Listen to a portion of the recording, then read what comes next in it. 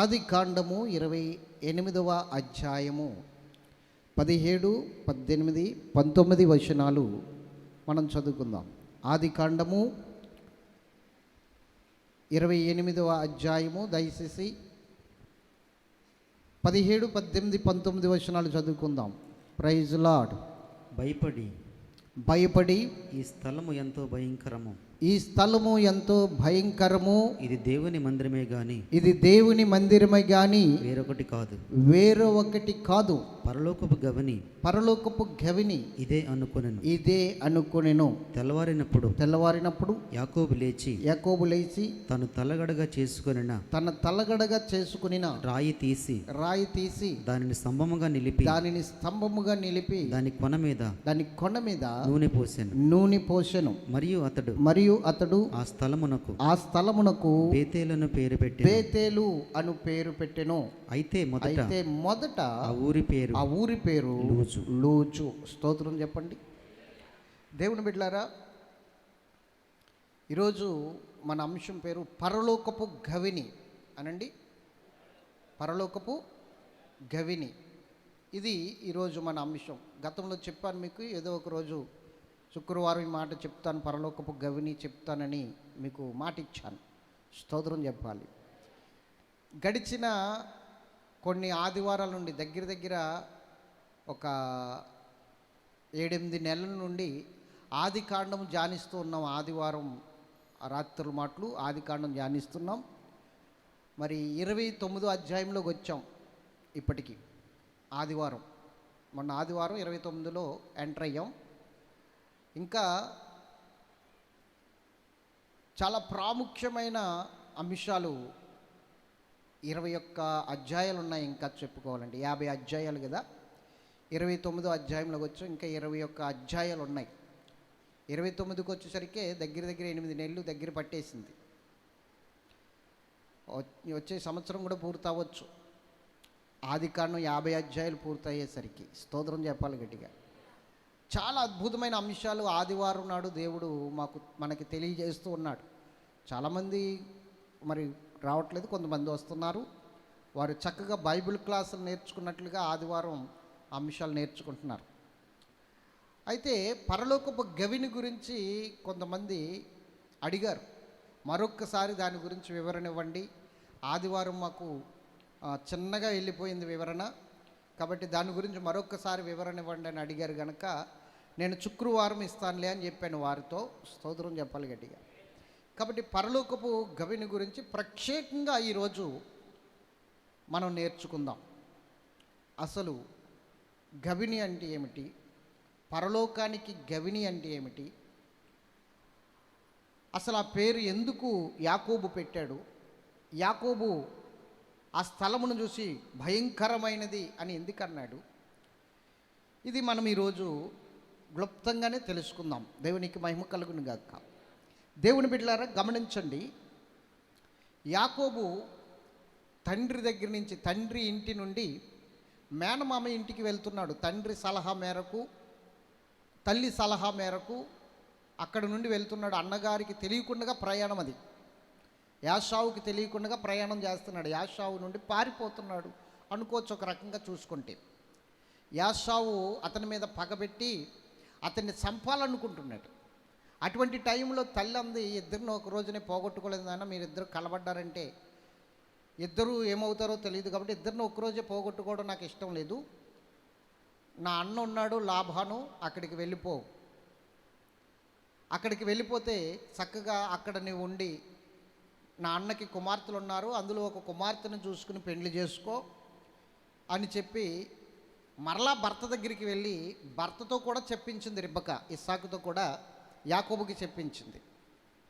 యాకోబుకి ఇస్సాకు కూడా చెప్పాడు, ఇక్కడ ఉండొద్దు, ఈ కానాను దేశంలో స్త్రీలలో ఏ స్త్రీని నువ్వు పెళ్లి చేసుకోవద్దు, నువ్వు వెళ్ళి నీ మేనమామ ఇంటికి వెళ్ళి మేనమామ కుమార్తెల్లో ఒక కుమార్తెని పెళ్లి చేసుకో అని చెప్పేసి ఇస్సాకు కూడా చెప్పాడు.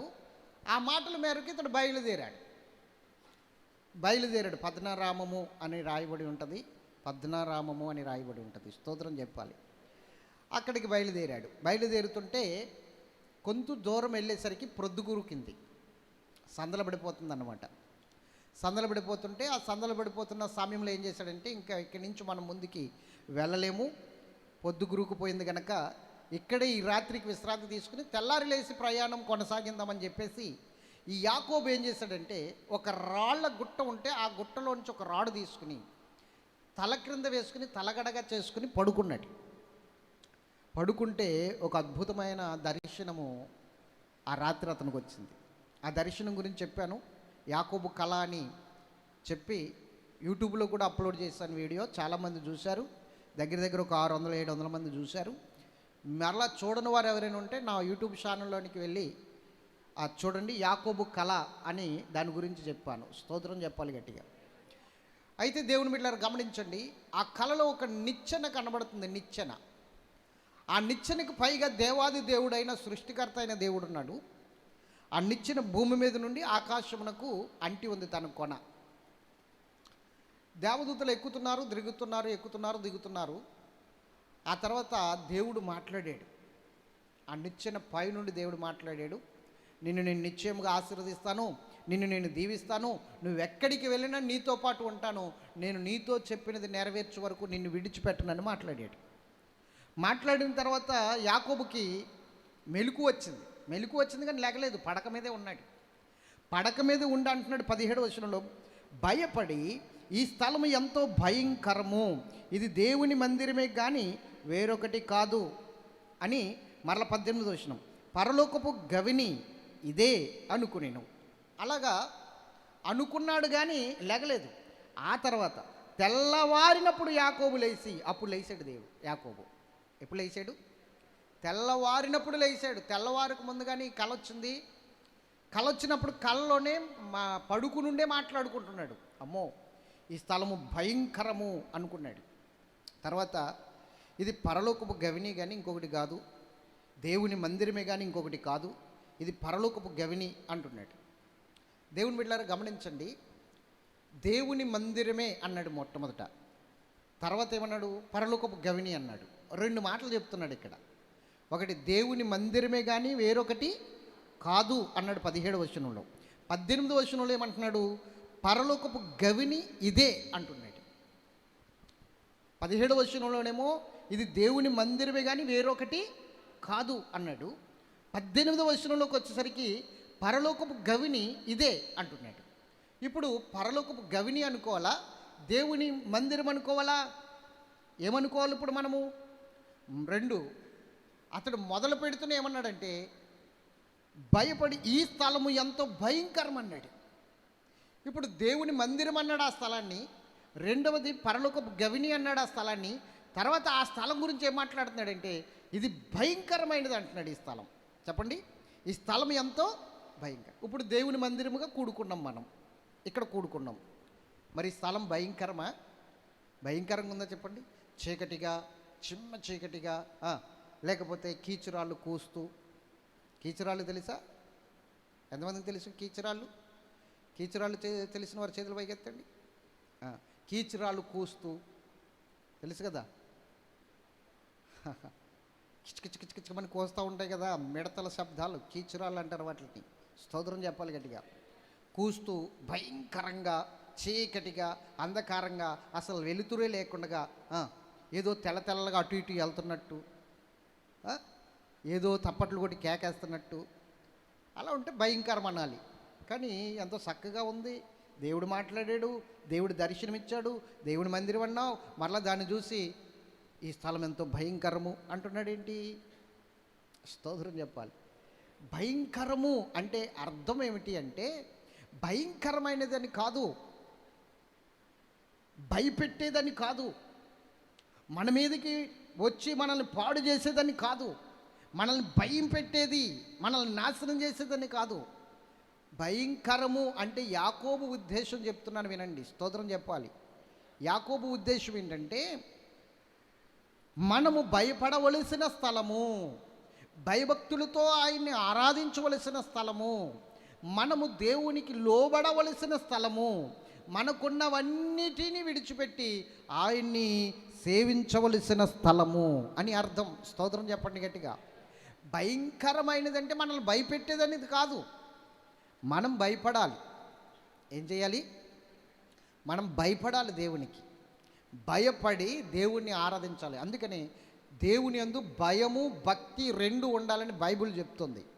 భయము భక్తి రెండు ఉండాలి. ఈ రెండిట్లో ఏది లోపించినా దేవుడు నిన్ను స్వీకరించడు, అంటే అంగీకరించడు. భయము భక్తి రెండు ఉండాలి. యెహోవా యందు భయభక్తులు గల వారికి ఆయన దాశించిన మేలు ఎంతో గొప్పది. యెహోవా యందు భయభక్తులు గల వారి చుట్టూ ఆయన దూత కాపుదల ఉండి వారిని రక్షించును. అంటే భయము భక్తి రెండు ఉండాలి దేవుని సన్నిధిలో. కొంతమందికి భక్తి ఉంటుంది, భయం ఉండదు, విచ్చలవిడిగా ఉంటారు. భక్తి ఉంటుంది. కొంతమందికి భయం ఉంటుంది, భక్తి ఉండదు. అంటే భయం ఉండి భక్తి లేకపోవడం అంటే స్తోత్రం చెప్పాలి. దేవుని సన్నిధికి వచ్చినప్పటికి మాత్రమే నోట్లో బొబ్బులు కొమ్మ వేసుకుని తులసాకులు వేసుకుని లేకపోతే పిక్కిలించి ఊసేసి నీళ్లు వాటర్ వస్తారు. అంటే అంతకుముందు ఏం చేశారని అర్థం? మన బ్రదర్స్కి తెలుసులే, దేవునికి మహిమ కలుగును గాక. ఎంత మౌనంగా ఉన్నారో చూడండి.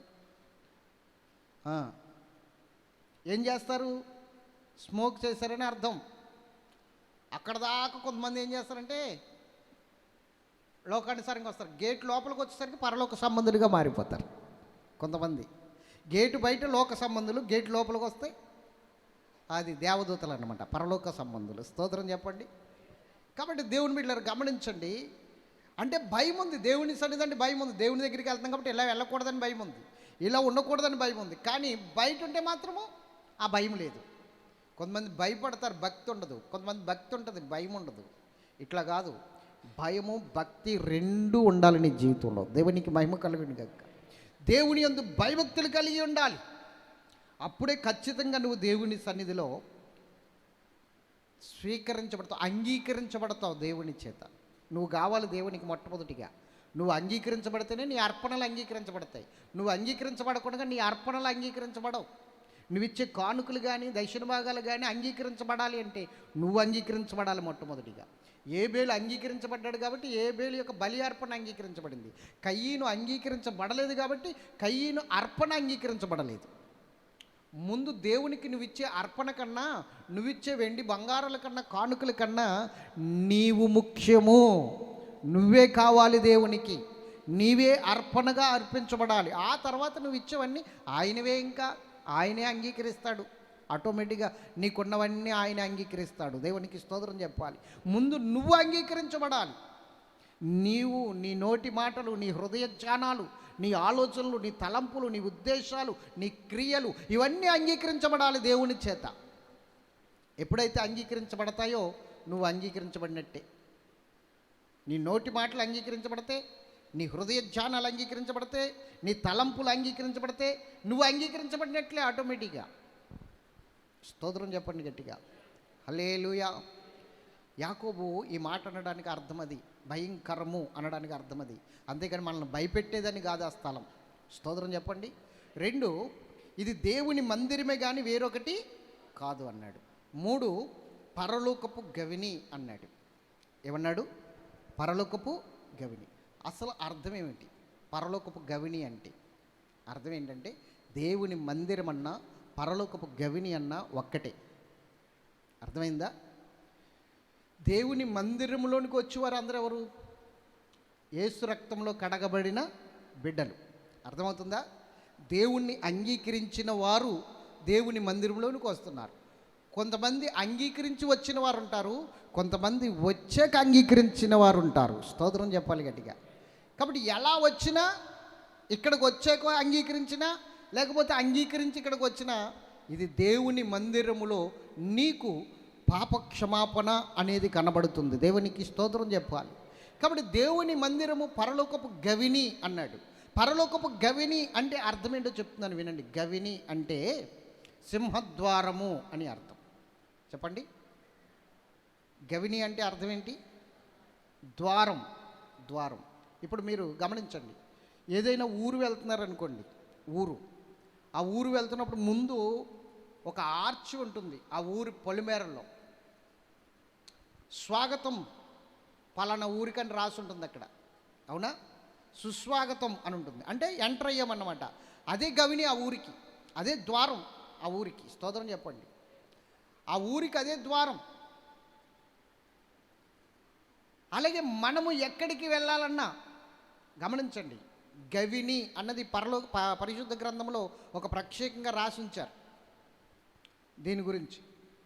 అంటే ఒక ద్వారము అని అర్థం. గవిని అంటే ఒక ద్వారము. పరలోకానికి వెళ్ళడానికి దేవుని మందిరమే ఒక ద్వారము. స్తోత్రం చెప్పండి. పరలోకం వెళ్ళడానికి ఇప్పుడు ద్వారం ఏమిటి? దేవుని మందిరమే. ఎస్, అదే ఇప్పుడు నేను మీకు చెప్పబోతున్నాను. చాలా జాగ్రత్తగా వినండి. దేవుని మందిరము గవిని. గవిని దేవుని మందిరము. ఎవరైతే పరలోకం వెళ్ళాలనుకుంటున్నారో, ఎవరైతే దేవుని సన్నిధిలో ఆయనతో నిత్యము ఉండాలనుకుంటున్నారో వారికి పరలోకపు గవిని దేవుని సన్నిధి, దేవుని మందిరం.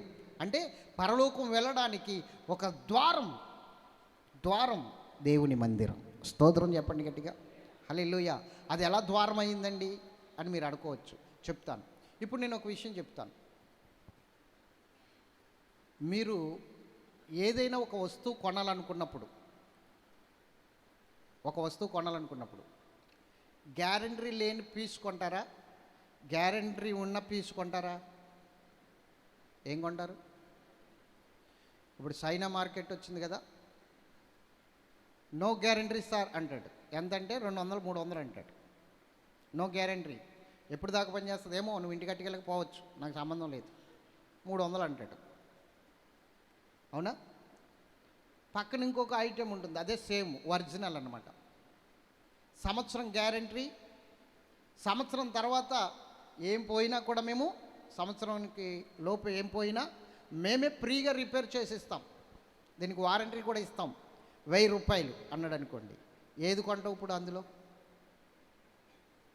సంవత్సరం వరకు మాదే బాధ్యత అన్నాడు అనుకోండి, 1000 రూపాయలు అన్నాడు అనుకోండి. లేదు, ఎప్పుడు పోద్దో తెలియదు, పట్టుకెళ్ళి 300 అన్నాడు అనుకోండి. ఏం కొంటావు నువ్వు? సపరేట్ అండి. పట్టుకెళ్ళకి ఇంటికి కట్టుకెళ్ళకపోతే ఏం చేస్తాం? 300 వేస్టే కదా. మళ్ళీ కొంటే 300.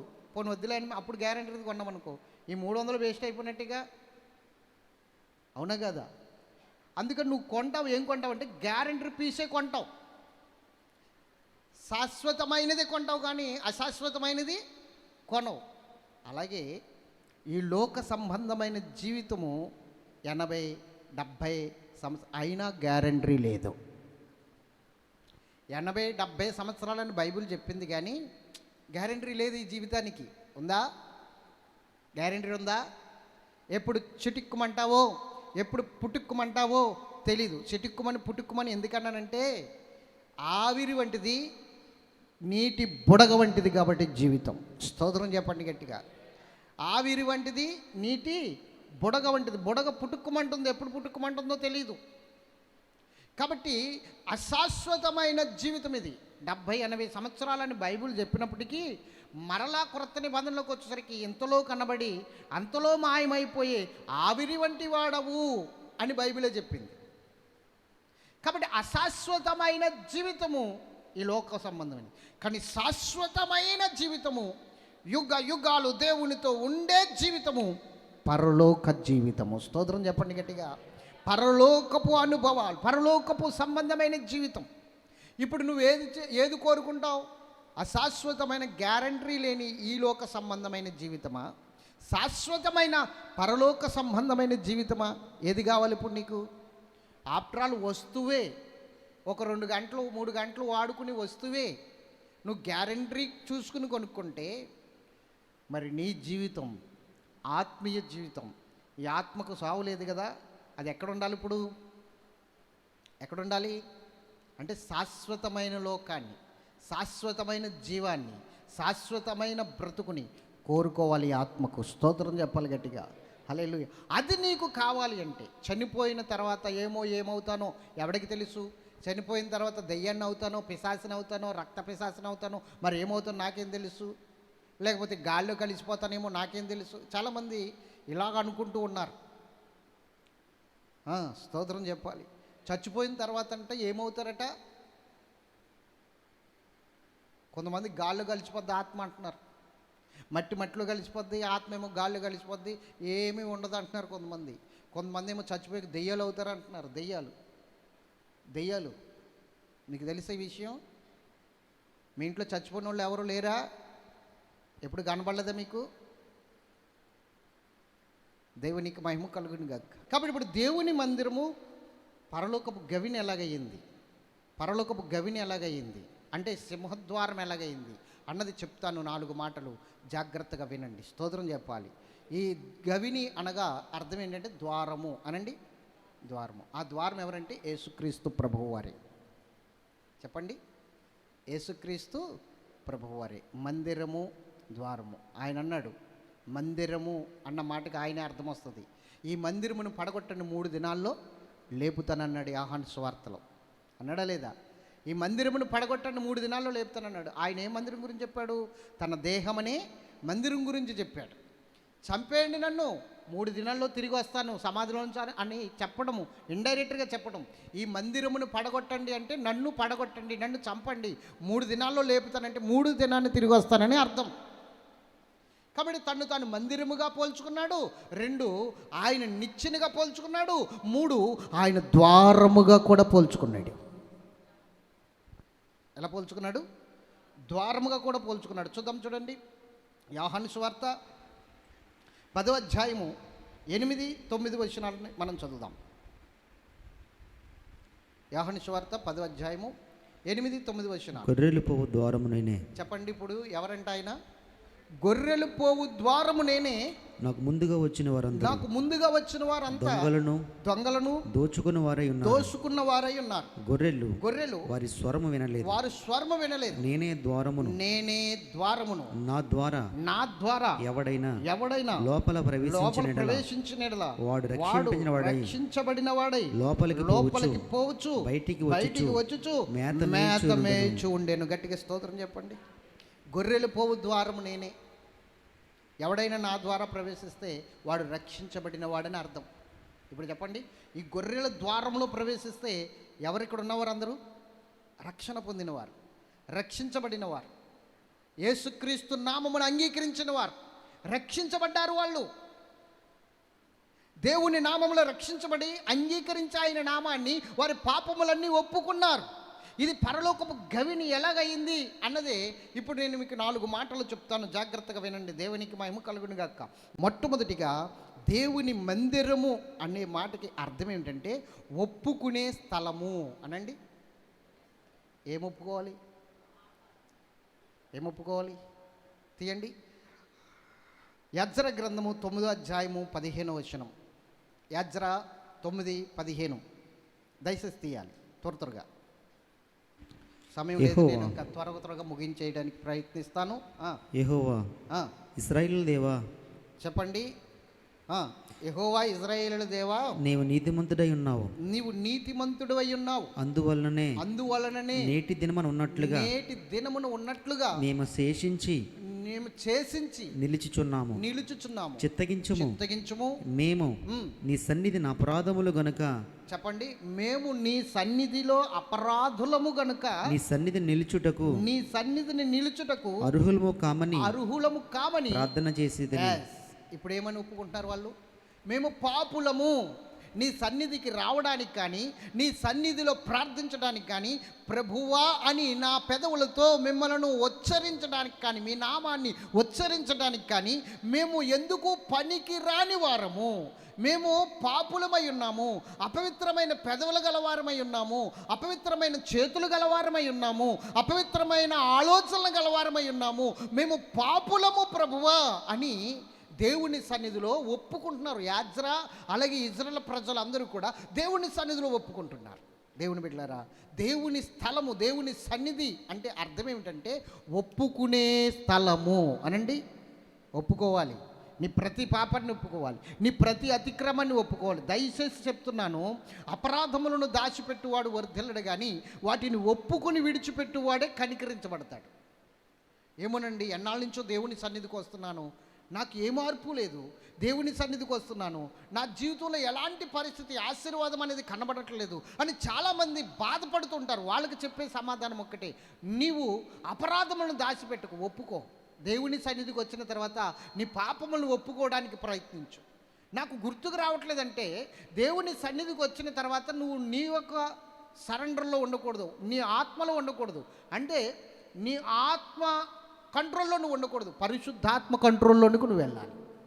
దేవుని సన్నిధికి వచ్చిన తర్వాత నీ ఆత్మ కంట్రోల్లో కాదు, పరిశుద్ధాత్మ కంట్రోల్లోనికి నువ్వు వెళ్ళాలి. అప్పుడు పరిశుద్ధాత్మ దేవుడు ఏం చేస్తాడంటే నీ పాపములు నీకు గుర్తు చేస్తాడు, నీ అపరాధములు నీకు గుర్తు చేస్తాడు. దేవుని సన్నిధికి వచ్చాక కూడా చాలామంది పరిశుద్ధాత్మ కంట్రోల్లోనికి వెళ్ళరు. దేవుని సన్నిధికి వచ్చాక కూడా వారి ఆలోచనలు, వారి తలంపులు, వారి ఉద్దేశాలే, వాళ్ళ యొక్క ఆలోచనలతోనే నడుస్తూ ఉంటారు, వారి తలంపులతోనే నడుస్తూ ఉంటారు. కాబట్టి దేవుని సన్నిధికి వచ్చిన తర్వాత నువ్వు చేయవలసిన పని ఏంటంటే నీవు పరిశుద్ధాత్మ కంట్రోల్లోనికి వెళ్ళాలి, పరిశుద్ధాత్మ చేతిలోనికి వెళ్ళాలి. వెళ్ళిన వెంటనే దేవుడు నీ పాపములు, నీ అపరాధములు, నీకున్న ప్రతి దోషమును ఆయన చూపించి ఒప్పింపజేసి వాటిని తుడిచివేస్తాడు, కడిగి వేస్తాడు. అంటే మొట్టమొదటిగా నువ్వు దేవుని సన్నిధిలోకి వచ్చిన తర్వాత నువ్వు నీ పాపములను ఒప్పుకోవాలండి. ఒప్పుకోకపోతే ఏమవుతావు తెలుసా? వేషధారివి అవుతావు. ఏమవుతావు? వేషధారివి. వేషధారి అంటే ఎవరో తెలుసా? వేషధారి అంటే ఎవరో తెలుసా? చెప్పాలి. వేషధారి అంటే ఎవరు? యేసుప్రభు అన్నాడు, యాసదారులైన పరిచయులారా, యాసదారులైన శాస్త్రులారా అన్నాడు వాళ్ళని. అంటే పరిచయుల్ని, శాస్త్రుల్ని ఏమని పోలుస్తున్నాడు? ఇప్పుడు ఎలా పిలుస్తున్నాడు? అయ్యో వేషధారులైన శాస్త్రులారా. అంటే శాస్త్రులు ఎవరు? బైబిల్ ధర్మశాస్త్రాన్ని బోధించేవారు, వాక్యాన్ని ఇతరులకు చెప్పేవారు, దేవుని సన్నిధిని నడిపించేవారు. వాళ్ళంటే వేషధారులు. అంటే ఎందుకు వేషధారులు? చెప్తారు కానీ చెయ్యరు. వారి పాపముల గురించి చెప్తారు, ఒప్పుకోండి అని, కానీ వాళ్ళు ఒప్పుకోరు. అలాగే మనం దేవుని సన్నిధికి వచ్చి భక్తి అనే ముసుగు వేసుకుని మన పాపములను ఒప్పుకోకుండా, మన అపరాధాలను ఒప్పుకోకుండా, మన ఇష్టానుసారంగా బ్రతికేస్తే దేవుని సన్నిధికి వచ్చి మాత్రం భక్తిపరులుగా కనబడితే వేషధారులమే మనం. వేషధారులవే. లోపల ఎప్పుడైతే నువ్వు పాపాన్ని ఉంచుకున్నావో నువ్వు వేషధారివే. దానికి ఏబు ఒక మాట చెప్తాడు చూడండి. ఏబు గ్రంథంలో ఆ ఆదాము గురించి ఒక మాట రాయబడి ఉంది. ఏబు గ్రంథము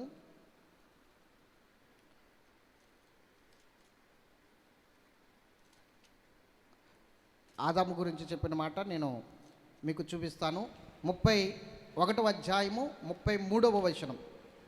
ఏబు గ్రంథము 31, 33. ఆదాము చేసినట్లు, జాగ్రత్తగా వినండి, ఆదాము చేసినట్లు నా దోషములను దాచిపెట్టుకుని అనండి. ఆదాము ఏం చేశాడు? దాచిపెట్టుకున్నాడు. ఆదాముని అడిగాడు, ఆదాము నేను తినొద్దన్న పండు నువ్వు తిన్నావా అని అడిగాడు ఆయన. వెంటనే ఏం చేయాలి? తిన్నాను ప్రభువా, నన్ను క్షమించు ప్రభువా, తినేశాను, తెలియక తినేశాను, దయచేసి క్షమించు అనాలి. కానీ క్షమించు అన్న మాట రాలేదు, నేను తిన్నాను అనలేదు. ఇదిగో ఈమె తెచ్చిస్తే తిన్నానని ఆమె మీదకి మోపేస్తున్నాడు పాపం. ఈమె తెచ్చిస్తే తిన్నాను అంటున్నాడు కానీ తిన్నాను అంటలేదు. మొత్తం మీద ఆమె తెచ్చిందో లేకపోతే ఎవరు తెచ్చారో, నువ్వు తిన్నావు కదా, ఒప్పుకోవాలి కదా, ఒప్పుకుని విడిచిపెట్టాలి కదా, అలా ఒప్పుకోవట్లా. ఈమె తెచ్చిచ్చింది, నాకేం సంబంధం లేదు, నేను ఈ విషయంలో నిర్దోషిని, ఇదిగో ఇతను చెప్తే చేశాను, ఈమె చెప్తే చేశాను అంటే నువ్వు తిన్నావు, ఒప్పుకోలా. ఇదండి మనం ఒకరి మీద పెట్టడానికి చూస్తాం, మనం ఒప్పుకోవడానికి ఇష్టపడం. ఇది ప్రమాదకరమైనది. చదవండి.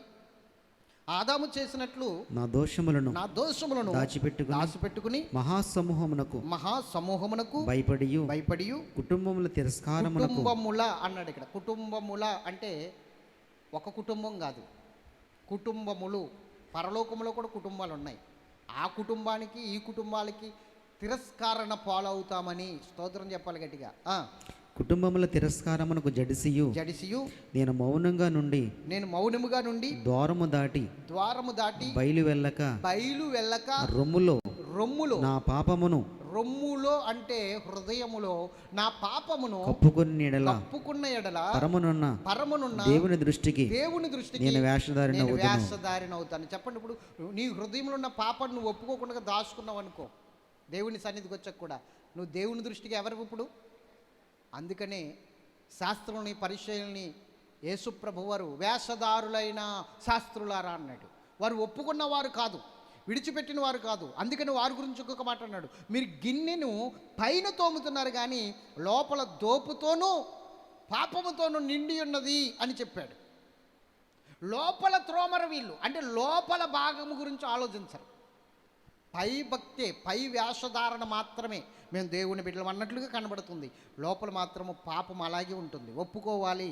దేవుని సన్నిధిలో మొట్టమొదటిగా నీకేంటి తెలుసా? పాప క్షమాపణ కలగాలి. అంటే నువ్వు దేవుని సన్నిధిని ఎలా ఉపయోగించుకోవాలో తెలుసా? వచ్చిన తర్వాత నీ పాపములు ఒప్పుకోవడానికి ఉపయోగించుకోవాలి. అవును ప్రభు, నేను ప్రతి పాపం చేశాను, ఈ పాపం నేను చేశాను, ఈ అపరాధం నేను చేశాను, ఇదిగో ఈ పాపానికి కారకుడు నేనే అని నువ్వు ఒప్పుకోగలగడానికే దేవుని సన్నిధి. ఇది చాలామందికి తెలియదు. వస్తారు కానీ వెళ్ళిపోతారు కానీ ఉపయోగించుకోరు దేవుని సన్నిధిని. ఒప్పుకోవడానికి ఉపయోగించుకోరు, విడిచిపెట్టడానికి ఉపయోగించుకోరు, దేవుని సన్నిధిలో పశ్చాత్తాపడడానికి ఉపయోగించుకోరు. నీ పాపాలు నువ్వు ఒప్పుకోకపోతే నీ రొమ్ములోనే నువ్వు ఆ పాపాలు దాచుకుంటే పరమందున్న దేవునికి నువ్వు వేషధారి అయిపోతావు. ఖచ్చితంగా వేషధారి అయిపోతావు. దేవుడు నిన్ను అంగీకరించట్లేదని అర్థము. మొట్టమొదటిగా దేవుని సన్నిధి నీకు ఎలా ఉపయోగపడుతుందయ్యా అంటే, దేవుని సన్నిధి నీకు నీ పాపములను విడిచిపెట్టడానికి ఉపయోగపడుతుంది, నీ అపరాధములను విడిచిపెట్టడానికి ఉపయోగపడుతుంది, నీ దోషములను విడిచిపెట్టడానికి ఉపయోగపడుతుంది. స్తోత్రం చెప్పాలి గట్టిగా. ఇది దేవుని సన్నిధి మొట్టమొదటిగా నీకు ఉపయోగపడే స్థితి. మరి ఉపయోగించుకుంటున్నావా? రక్షించబడాలి కదా. ఇక్కడికి వస్తే దేవుని నామమును బట్టి నువ్వు రక్షించబడాలి కదా. లోపలికి వచ్చిన నీవు రక్షించబడాలి. అందుకని మొట్టమొదటిగా దేవుని సన్నిధిని నువ్వు ఉపయోగించుకోవడం మొదలుపెట్టు. నీ పాపములను ఒప్పుకోవడం మొదలుపెట్టు, నీ అపరాధములను ఒప్పుకోవడం మొదలుపెట్టు. ఒప్పుకుంటే ఏం జరుగుతుంది సార్ అంటే, అపరాధములను ఒప్పుకున్నవాడు కనికరించబడతాడు, దేవుని చేత కనికరించబడతాడు, వర్ధిల్లుతాడు, ఆశీర్వదించబడతాడు, దీవించబడతాడు, హెచ్చించబడతాడు, తలగా చేయబడతాడు, ఉన్నతమైన స్థాయికి వెళతాడు. పాపములు గనక నీలో నుంచి బయటకు వచ్చేస్తే అసలు నీ ఆశీర్వాదానికి అడ్డే ఉండదు, ఇంకా నీ దీవెనకు అడ్డే ఉండదు. ఇంకా స్తోత్రం చెప్పాలి గట్టిగా. హల్లెలూయా. 2, ఒప్పుకున్న తర్వాత ఆరాధించే స్థలము అనండి. ఏ స్థలం ఇది? నేను అంటాను, అసలు దేవుడు హస్తకృత్యములైన మందిరంలో ఉంటాడా ఆరాధించడానికి? చెప్పండి. మనం కట్టిన మందిరాల్లో ఉంటాడా ఆయన? ఉంటాడా? ఉంటాడా? అపోస్తుల కార్యములు 17వ అధ్యాయము 24వ వచనం. అపోస్తుల కార్యములు 17వ అధ్యాయము 24వ వచనం ఒకసారి చదువుతారా?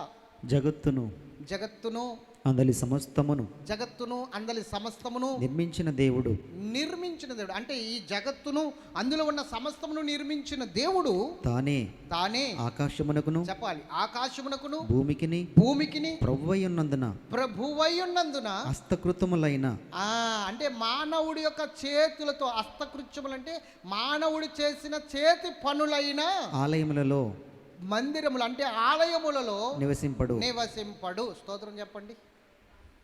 ఇప్పుడు జగత్తును అందలి సమస్తమును నిర్మించిన దేవుడు మానవుడు నిర్మించిన హస్తకృత్యములైన మందిరంలో నివసిస్తాడా? ఇందులో నివసిస్తాడా? చెప్పరేటండి. నివసిస్తాడా? నివసింపడు అని రాసింది. సొలొమోను మందిరం కట్టాలనుకున్నాడండి. దావీదు ఆశ సొలొమోను తీర్చాడు. మందిరం కట్టాలని అన్ని ఏర్పాట్లు చేశాడు సొలొమోను. దేవుడు అంటున్నాడు సొలొమోను దగ్గరికి వచ్చి, ఆకాశము నా సింహాసనము, భూమి నా పాదపీఠము, నాకు ఎలాంటి మందిరం కడతావు నువ్వు అని అడిగాడు. చెప్పండి. భూమి అంతా ఆయన పాదపీఠం అంట, ఆకాశం మొత్తం ఆయన సింహాసనం అంట. ఇప్పుడు ఆయన సింహాసనం పట్టాలి, ఆయన పాదపీఠం పట్టాలి, మందిరం కట్టాలి. కట్టు. నీ వల్ల అవుతుందా? ఆకాశం అంత సింహాసనం ఉంది ఆయనకి. ఇప్పుడు ఇందులో ఆకాశం అంత సింహాసనం ఎక్కడ పడుతుంది? భూమి అంతా ఆయన పాదపీఠం. కనీసం ఆయన పాదపీఠం తేవడానికి కూడా ఎక్కడ పడుతుంది? ఇది ఉండడు. ఇప్పుడు మనం చెట్ల మీద పక్షుల గూళ్ళు చూస్తాం కదా, పక్షుల గూళ్ళు చూస్తామా లేదా? ఆ పక్షి గూళ్ళలో మనం నివసించడానికి కుదురుతుందా? నివసించగలదుమా? దేవుడి దృష్టిలో మనం కూడా అంతే, పక్షులమే. మనం కట్టిన పక్షి గూడు లాంటి ఈ గూటిలో ఆయన ఎక్కడుంటాడు? ఆయన ఎలా నివసిస్తాడు? అందుకే మనము మందిరముగా మారాలి. ఇంకొక మాట చెప్పను, ఆకాశ మహాకాశములు పట్టజాలని వాడాయన. ఆకాశ మహాకాశములు అంటే ఎన్ని ఆకాశాలు ఉన్నాయో అన్ని ఆకాశాలు ఆయన పట్టవంట, ఆయనకి సరిపోవంటాయి.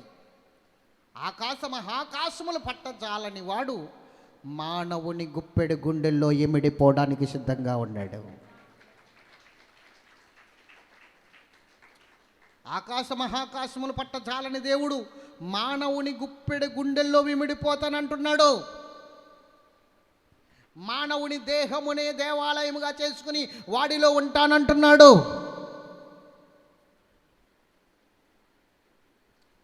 మరి ఇక్కడికి వచ్చి ఆరాధించడం అంటే ఏమిటి?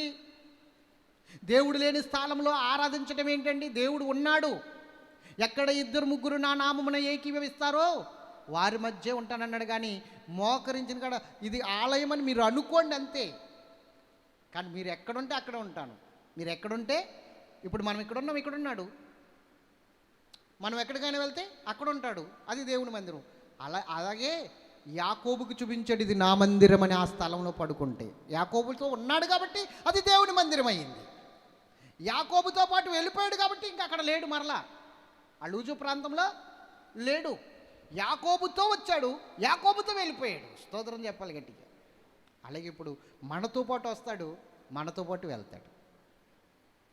నువ్వెక్కడుంటే అక్కడ ఉంటానన్నాడు. అది ఆయన వాగ్దానం. స్తోత్రం చెప్పాలి గట్టిగా. ఆరాధించు. ఎందుకు ఆరాధించాలి మనము ఆయన్ని అంటే చాలా కారణాలు ఉన్నాయండోయ్. చెప్తే తెల్లారిపోతుంది. ఇప్పుడు చెప్పే సమయం లేదు. చాలా కారణాలు ఉన్నాయి. ఆయన మన కొరకు విమోచన క్రయధనముగా తను తాను అప్పగించుకున్నాడు కాబట్టి ఆరాధించాలి. 2, సృష్టికర్త అయిన దేవుడు ఆయనే కాబట్టి ఆయన ఆరాధించాలి. మనల్ని చేసిన వాడు ఆయనే కాబట్టి ఆయన ఆరాధించాలి. మన పాపముల నుండి మనకి విమోచన కలగజేశాడు కాబట్టి మనం ఆయన్ని ఆరాధించాలి. దేవునికి స్తోత్రం చెప్పాలి. హల్లెలూయా. అందుకు ఆరాధించాలి, అందుకనే ఆరాధించాలి. ఇలా చెప్పుకుంటూ వెళ్తే చాలా ఉన్నాయి, చాలా సమయం పట్టేస్తుంది. అందుకని నేను ఒక విషయం చెప్తున్నాను, జాగ్రత్తగా వినండి. ఆయన ఆరాధించే స్థలం ఇది. చెప్పండి. మాట్లాడుకునే స్థలం కాదు, ముచ్చట్లు పెట్టుకునే స్థలం కాదు, ఏమ్మా బాగున్నావా అని పలకరించుకునే స్థలం కాదు. కొంతమంది చూడండి, కూర్చున్నారంటే వాళ్ళు పెద్ద కూటమే అయిపోద్ది. వాళ్ళు పెద్ద కూటమే, ఇంక మామూలు కూటం కాదు. ఇంక మాట్లాడేసుకోవడమే. ఇంక పాస్టర్ గారు ఏం చెప్తున్నారు, ఇది దేవుని సన్నిధి, మనం ఇక్కడ దేవుడిని ఆరాధించడానికి వచ్చామని ఉండదు. ఎక్కడెక్కడో కలుసుకుంటారు కదా, ఇంకా కుశల ప్రశ్నలతో మొదలవుతుంది. అస్సలు పక్కనున్నవారు ఎవరో నీకు తెలియదు అన్నట్లుగా ఉండాలి దేవుని సన్నిధిలో. బయటికి వెళ్ళాక మాట్లాడుకోవాలి. పక్కనున్నవారు ఎవరో నాకు తెలియదు, నీ కుటుంబ సభ్యులే పక్కన కూర్చున్నా వాళ్ళు ఎవరో నాకు తెలియదు అన్నట్లుగానే ఉండాలి. స్తోత్రం చెప్పాలి. ఎందుకు? దేవుని మందిరంలోకి వచ్చాక దేవునికి నీకు తప్ప ఇంకెవరికి నీకు, మనుషులకి నీకు సంబంధం ఉండకూడదు. ఇక్కడికి వచ్చాక దేవునికి నీకే సంబంధం ఉండాలి. దేవుడు నువ్వే, ఇంకంతే, నేను ఆయనే ఉన్నాం అన్నట్టుగానే ఉండాలి దేవుని సన్నిధికి వస్తే. అప్పుడు నీ మనోనేత్రము వెలిగించబడుతుంది, నీ జ్ఞాన నేత్రము వెలిగించబడుతుంది. అర్థమవుతుందా? ఎంతమందికి అర్థమవుతుంది చెప్పండి. ఇది ఆరాధించే స్థలము, వ్యాపారాలు చేసుకునే స్థలం కాదు. కొంతమంది వ్యాపారాలు మొదలెడతారు. నా తండ్రి ఇల్లు మీకు వ్యాపార నిలయముగా మారినదా అంటాడు. ఇక్కడ కాదు వ్యాపారాలు చేయడం, ఇది దేవుణ్ణి ఆరాధించే స్థలం. వ్యాపార లావాదేవీలన్నీ బయట, గేటు అవతల, గేటు లోపల ఆరాధించే స్థలం అంతే, పరిశుద్ధ స్థలం అంతే. దేవునికి మహిమ కలుగును గాక. హల్లెలూయా. మీరు అర్థం చేసుకోవాలి, ఇది ఆరాధించే స్థలం, దేవుణ్ణి ఆరాధించే స్థలం, దేవుణ్ణి సేవించే స్థలం, దేవుని సన్నిధిలో మనము ఆనందించే స్థలం. దేవునికి స్తోత్రం చెప్పండి. హల్లెలూయా. ఇంకొకసారి చెప్పాలి. 3, దేవుని సేవ చేసే స్థలం. దేవునికి పరిచర్య చేసే నీ ధర్మం. నువ్వే పరిచర్య నీకు ఏర్పరచబడిందో, ఏ పరిచర్య నీకు ఇవ్వబడిందో ఆ పరిచర్య చేసుకుంటూ వెళ్ళిపోవాలి. ఇక్కడ నువ్వెంత డిగ్రీ చదివిన వ్యక్తివైనా, కలెక్టర్ అయినా, ఢిల్లీకి రాజు అయినా, తల్లికి బిడ్డే అన్నట్లుగా ఇక్కడికి వస్తే నువ్వు దేవుని బిడ్డవే కాబట్టి దేవుని పని చేయవలసిందే, ఎంతో కొంత చేయవలసిందే, కొంచెమైనను ఆ అకౌంట్లో పడవలసిందే, నీ కష్టం, పరిచర్య చేయవలసిందే. ఇది దేవుని సేవ చేసే స్థలం. స్తోత్రం చెప్పండి గట్టిగా. ఎంతమందికి అర్థమైంది? రైట్. తర్వాత ఆయనని జ్ఞాపకం చేసుకునే స్థలం. ఎవరిని? చెప్పండి, దేవుని సన్నిధిగా కూడుకుంటే ఆయన రక్త మాంసములలో పాల్గొనే స్థలం, ఆయనని జ్ఞాపకం చేసుకునే స్థలం. ఇంకా ఇలాగ వెళ్ళిపోతే చాలా ఉన్నాయి. 2, నీకు సమస్త సంతోషాన్ని, ఆనందాన్ని కలగజేసే స్థలం. ఈ ఒక్క రిఫరెన్స్ చూపించేసి నేను ముగించేస్తాను. కీర్తన గ్రంథం 16:11.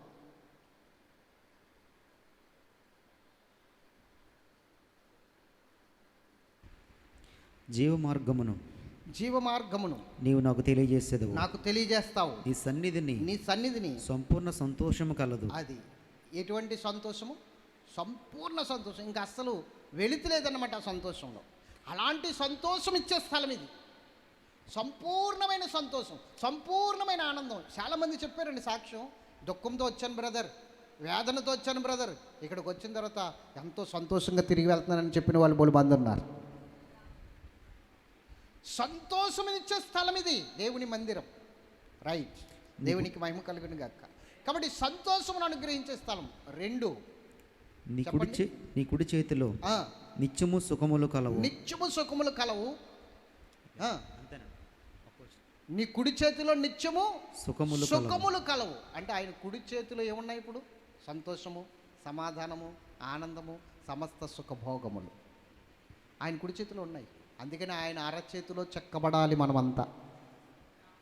ఎక్కడ? అరచేతిలో చెక్కబడాలి. శాంతి సమాధానాలు ఇచ్చే స్థలం ఇది. ఓకే, ఇవన్నీ నీకు ఎప్పుడైతే అనుగ్రహించబడతాయో, ఇవన్నీ అనుగ్రహించబడిన వారు ఎక్కడికి వెళ్తారు ఇప్పుడు? ఎక్కడికి వెళ్తారు ఇప్పుడు చెప్పాలి? పాపక్షమాపణ పొందినవారు, దేవుణ్ణి ఆరాధించేవారు, సృష్టికర్త అయిన దేవుణ్ణి సేవించేవారు ఎక్కడికి వెళ్తారు ఇప్పుడు? పరలోకం వెళ్తారు. అందుకే ఇది ద్వారం అయింది పరలోకానికి. అందుకే ఇది సింహద్వారం అయింది. అందుకని పరలోకపు గవిని అన్నాడు ఈయన. అర్థమైందా?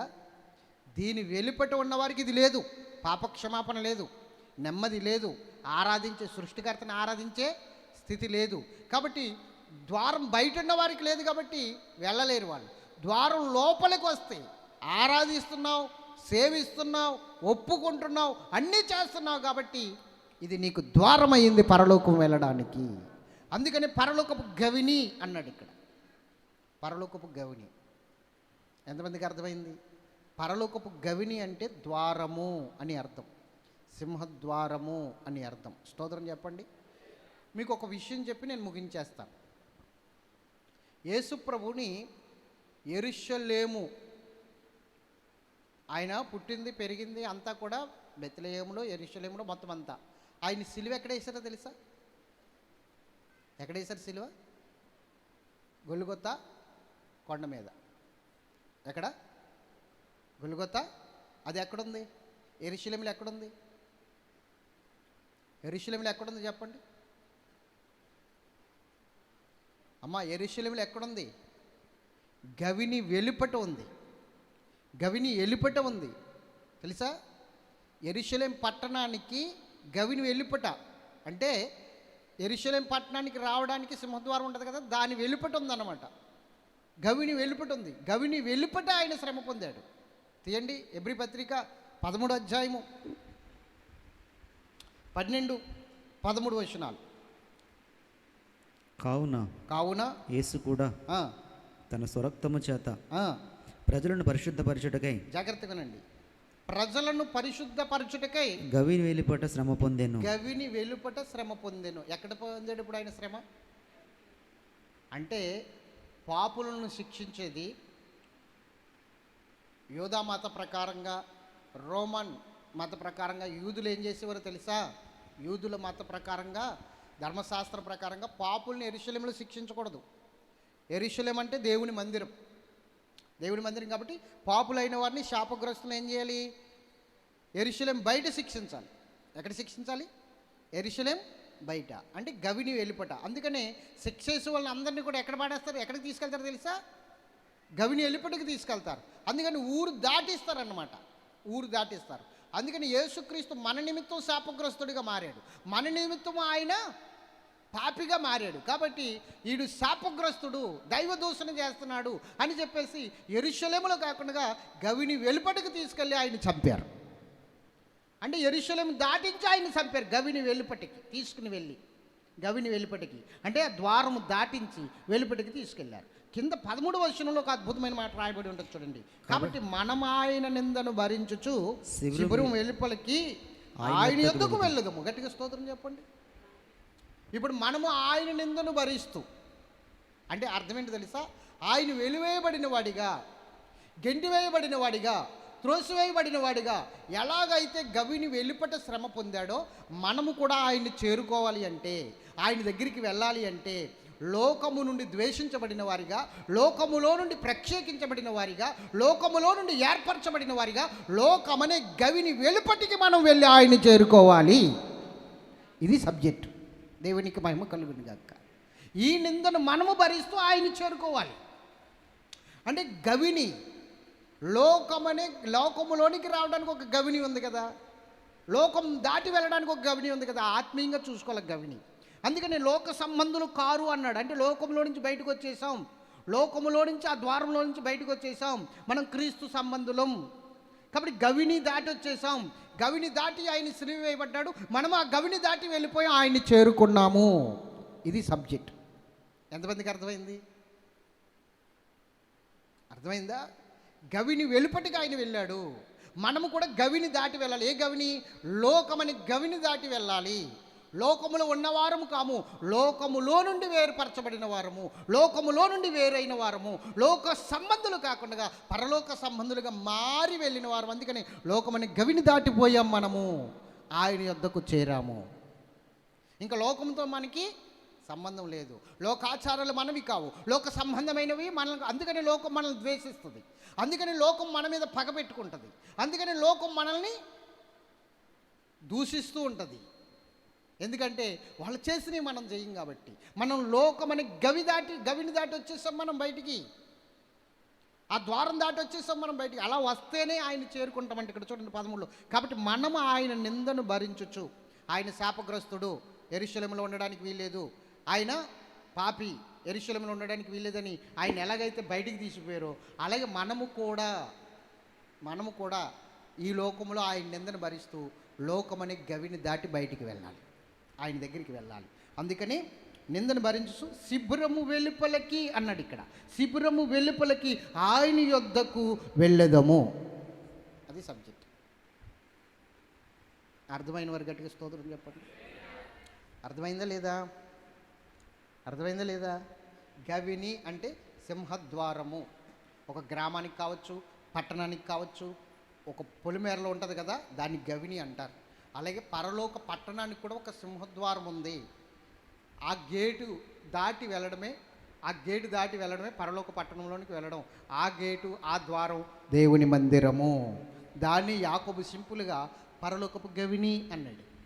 ఇది పరలోకపు గవిని అన్నాడు. దేవుని మందిరమే కానీ వేరొకటి కాదని ఇది పరలోకపు గవిని అన్నాడు. అది అర్థం.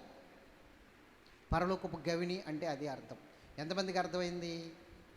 అర్థమైందా లేదా చెప్పాలి. రైట్. కాబట్టి మనము దేవుని సన్నిధిలో ఇక్కడికి వచ్చామంటే దేవుని రాజ్యంలోనికి, ద్వారంలోనికి వచ్చామని అర్థం. ఇప్పుడు ఈ ద్వారంలోకి వచ్చాం కాబట్టి ఇది గవిని. కాబట్టి ఇక్కడి నుంచి ఎక్కడికి వెళ్ళాలి? ఇప్పుడు మనం పరలోకం వెళ్ళాలి. ఇది పరలోకపు గవిని, సింహద్వారం. ఇక్కడ బయట ఉన్నవారు కాదు సుమ, క్రీస్తులో ఉన్నవారే. ఆశీర్వదించబడిన వాడా లోపలికి రమ్ము, యెహోవా చేత ఆశీర్వాదము నొందినవాడా లోపలికి రమ్ము. అక్కడికి వెళ్ళేసరికి ఇంక మనకు అది ఆహ్వానం. ఇంకా మనకి లోపలికి వెళ్ళే స్థితి కానీ బయటికి వెళ్ళే స్థితి ఉండదు. ఎక్కడ? లోకమని ఆ ఊరిలో నుంచి బయటకు వచ్చేసి పరలోకమని పట్టణపు లోపలికి వెళ్తున్నాం మనం. ఇక్కడి నుంచి బయటకు వచ్చేసాం, అక్కడ లోపలికి వెళ్తున్నాం. అది ఇక్కడ ఎవరైతే లోకమని లోపల ఉంటారో పరలోకంలో బయట ఉండవలసింది వాళ్ళ పని. లోపలికి వెళ్ళడానికి లేదు వాళ్ళకి. అర్థమైందా? ఇక్కడ లోపల ఉండకు, ఇక్కడ బయటకు వచ్చాయి, శిబిరం వెలుపటికి వచ్చాయి, గవిని వెలుపటికి వచ్చాయి, అక్కడ లోపలికి వెళ్తాం. ఎప్పుడైతే ఇక్కడ నిన్ను త్రోసేశారో, ఇక్కడ నిన్ను బయటికి గెంటేశారో, గవిని వద్దకు నుంచి గెంటేశారో, అప్పుడు నిన్ను ఏమంటాడు తెలుసా? ఆయన యెహోవా చేత ఆశీర్వదించబడిన వాడా లోనికి రమ్మని అక్కడ నిన్ను ఆహ్వానిస్తాడు. ఇక్కడ ఏంటి వేయబడితే అక్కడ నీకు ఆహ్వానం ఉంది. ఇది గవిని. ఏమో మరి అర్థమైతే చప్పట్లు కొట్టండి. అలా తింగర మొక్కలు వేసిన చూస్తే నేనేం చెప్తాను ఇంకా? అర్థమైందో తెలియదు, అర్థం అవ్వలేదో తెలియదు. చెప్పండి. మరొకసారి చెప్పనా? పరలోకపు గవిని సబ్జెక్ట్ మరలా మొదలుపెట్టినా రెండోసారి చెప్తే బాగా అర్థమవుతుంది కదా. ఇంకో గంటన్నర ఉంటుంది సబ్జెక్టు. చెప్పనా వద్దా? మౌనంగా ఉంటే అంగీకరించారని అర్థం. చెప్పండి. చెప్పనా? రెండోసారి చెప్తే బాగా అర్థమవుతుంది. కూర్చునే ఓపిక మీకున్నా, చెప్పే ఓపిక, నిలబడే ఓపిక నాకు లేదమ్మా. దేవునికి మహిమ కలుగుని గాక. రైట్, మంచిది. దేవుని బిడ్డలారా, మీకు అర్థమైందని నాకు అర్థమైంది. కానీ మీరు మాత్రము ప్రేయర్ చేయండి, ప్రార్థన చేయండి. దేవుని సన్నిధిలో ఎలా ఉండాలి, సన్నిధిని ఎలా ఉపయోగించుకోవాలి, దేవుని మందిరం అంటే పరలోకపు ద్వారమని మనకు అర్థమైన రీతికి దాన్ని ఉపయోగించుకోవాలి. మనం ఉపయోగించుకుని తీరాలి. అప్పుడే వెళ్తాం. అర్థమైంది కదా? ప్రార్థన చేసుకుందాం. మోకరించండి.